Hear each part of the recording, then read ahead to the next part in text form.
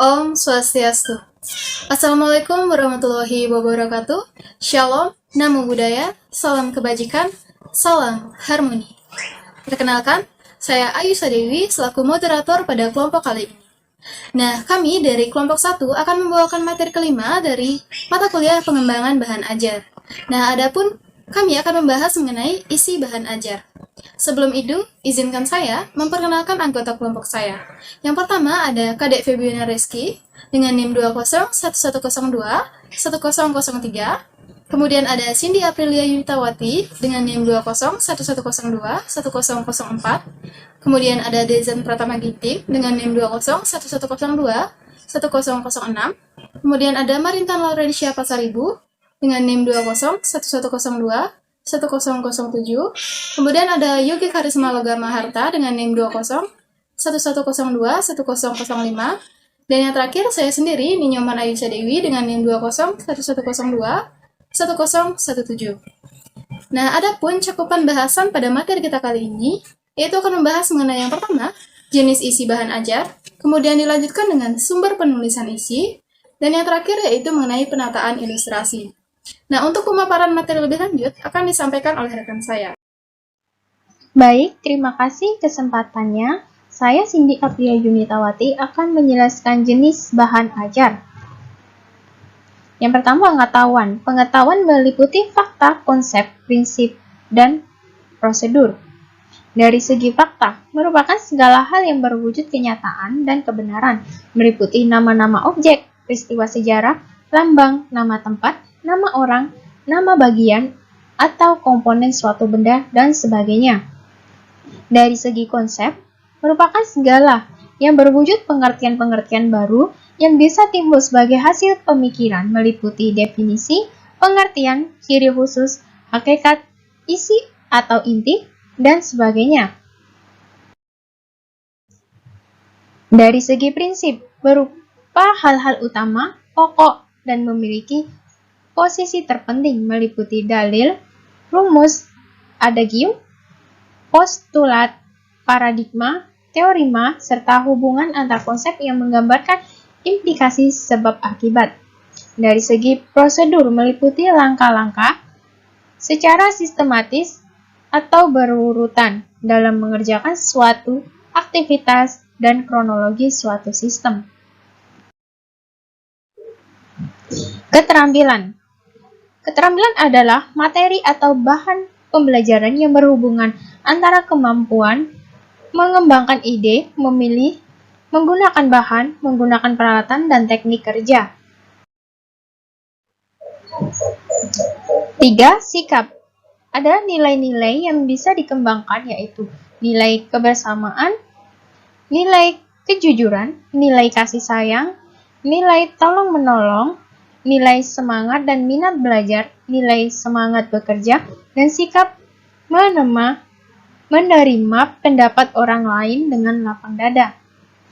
Sekian presentasi dari saya. Selanjutnya akan dipresentasikan oleh teman saya.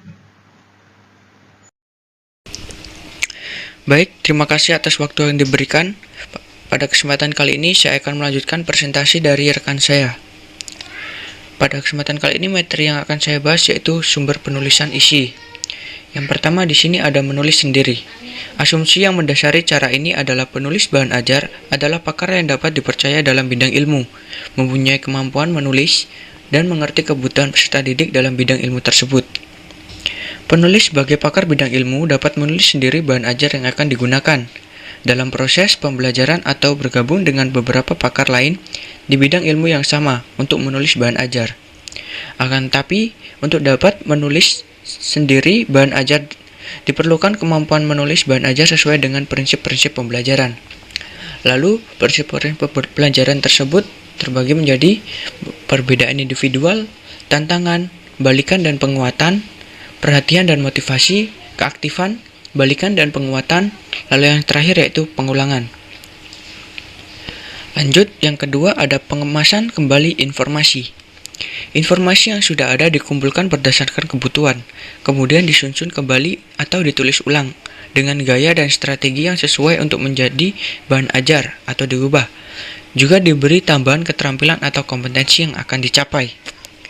Dalam proses ini, perlu menentukan seberapa banyak perubahan yang perlu dilakukan terhadap bahan yang sudah ada.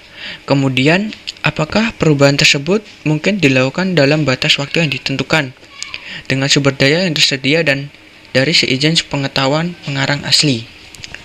Baik, pada presentasi selanjutnya akan dilanjutkan oleh rekan saya. Waktu dan tempat saya persilakan. Baik, saya akan melanjutkan presentasi dari Yogi. Yang ketiga, penataan isi atau kompilasi. Proses penataan isi hampir mirip dengan proses pengemasan kembali isi teks.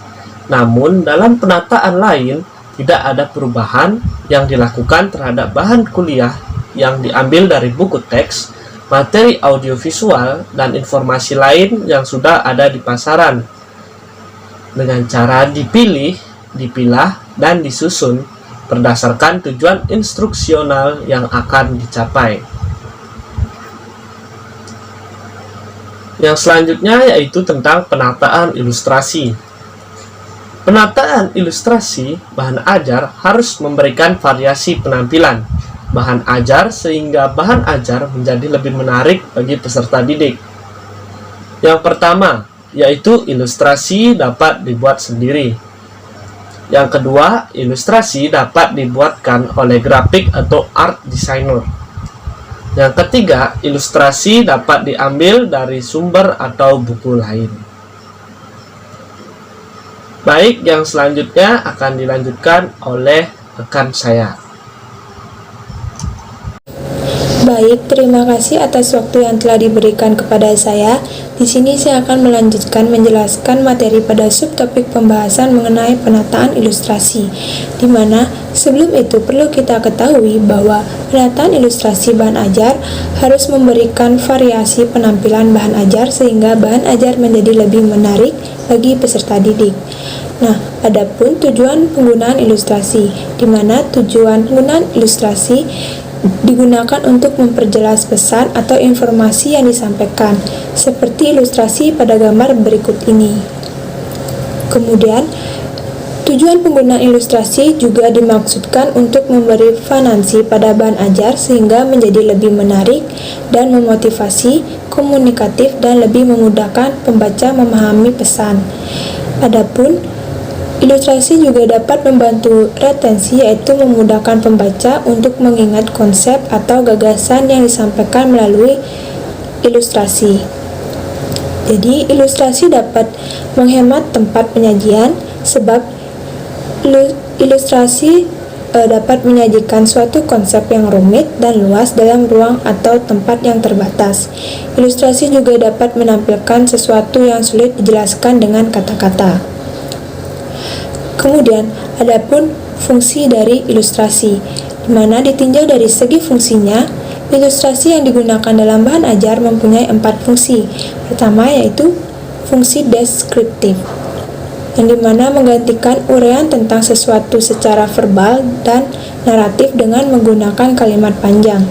Uraian verbal dan naratif tersebut sangat tidak efisien karena memerlukan ruang yang cukup banyak dan kurang efektif karena menyita perhatian pembaca pada bagian itu saja. Yang kedua yaitu fungsi ekspresif. Artinya, ilustrasi dapat memperlihatkan atau menyatakan suatu maksud, gagasan, perasaan, situasi, atau konsep yang abstrak menjadi nyata secara tepat dan mengena sehingga mudah dipahami. Yang ketiga yaitu fungsi analitis atau struktural. Artinya, ilustrasi dapat menunjukkan rincian bagian demi bagian dari suatu benda atau sistem atau proses secara detail sehingga lebih mudah untuk dipahami. Dan yang keempat yaitu fungsi kuantitatif. Artinya dapat menunjukkan jumlah dan hubungan antara dua atau lebih variabel angka dalam suatu hitungan. Nah, selanjutnya presentasi akan dilanjutkan oleh teman saya. Baik Feby, terima kasih atas kesempatannya. Yang selanjutnya adalah jenis-jenis ilustrasi. Jenis-jenis ilustrasi ada 8. Yang pertama yaitu daftar atau tabel. Yang kedua, ada diagram. Yang ketiga, grafik. Yang keempat, kartun. Yang kelima, gambar foto. Yang keenam, sketsa. Yang ketujuh, simbol. Yang kedelapan, ada skema. Yang berikutnya, fungsi caption atau keterangan dalam ilustrasi. Fungsi caption dalam ilustrasi adalah untuk memperjelas pesan yang terkandung di dalam sebuah ilustrasi. Dalam menuliskan caption, hendaknya dipilih kata-kata yang tepat, jelas, dan ringkas. Keterangan tersebut biasanya diletakkan di bagian bawah dan bagian atas. Selain tabel, keterangan diletakkan di bawah ilustrasi, sedangkan untuk tabel diletakkan di bagian atas. Baiklah, jadi itu tadi merupakan pemaparan materi dari isi bahan ajar. Saya selaku perwakilan kelompok memohon maaf apabila ada kesalahan maupun kekurangan dari pemaparan materi. Saya tutup dengan Om Santi Santi Santi Om. Wassalamualaikum warahmatullahi wabarakatuh. Salam harmoni.